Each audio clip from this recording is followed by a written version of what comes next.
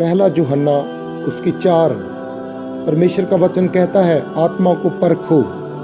हे प्रियो, हर एक आत्मा की प्रतीति करो, वरन आत्मा को परखो कि वह परमेश्वर की ओर से है कि नहीं, क्योंकि बहुत से झूठे भविष्यवक्ता जगत में निकल खड़े हुए हैं।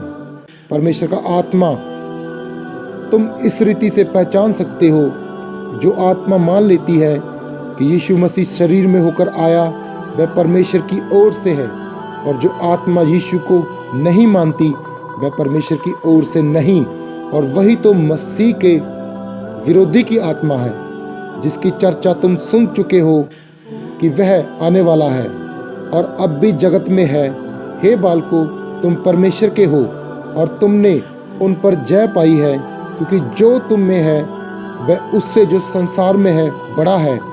वह संसार के हैं, इस कारण वह संसार की बातें बोलते हैं और संसार उनकी सुनता है।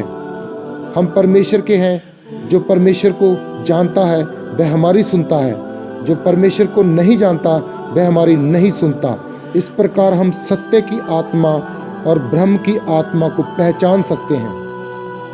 अब मैं आपको बताना चाहता हूँ, बहुत से परमेश्वर के दास खड़े हो चुके हैं जो अपने मुंह से कहते हैं कि हम परमेश्वर की ओर से हैं, लेकिन परमेश्वर के मुख से निकले वचन जो बाइबल के अंदर लिखे गए हैं, वो प्यार वाले वचन तो सुनाते हैं, लेकिन जो कड़क वचन है परमेश्वर के, वो सुनाने से वो हमेशा डरते आए हैं और अब भी डरते हैं। क्यों?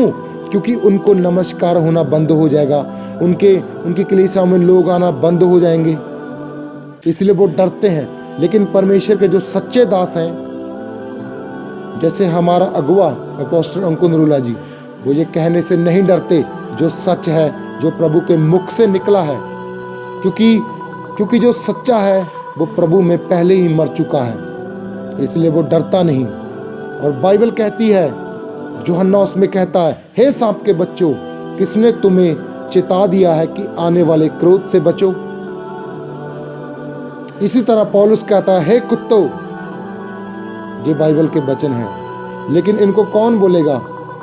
जो परमेश्वर का सच्चा दास होगा वही बोलेगा। जो दुनिया के आगे झुकता है, दुनिया का डर अपने मन में रखता है, परमेश्वर का डर उसके पास नहीं है, वो इन वचनों को कभी प्रीच नहीं करेगा। इसकी ये निशानी होगी, आप देख लेना।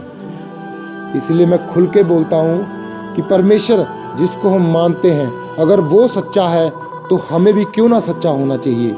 तो हमारा दास जिसके सर के ऊपर प्रभु यीशु मसीह का हाथ है और हमारे दास का हाथ हमारे सर के ऊपर है, हम भी उसी के जैसे हैं। आमीन।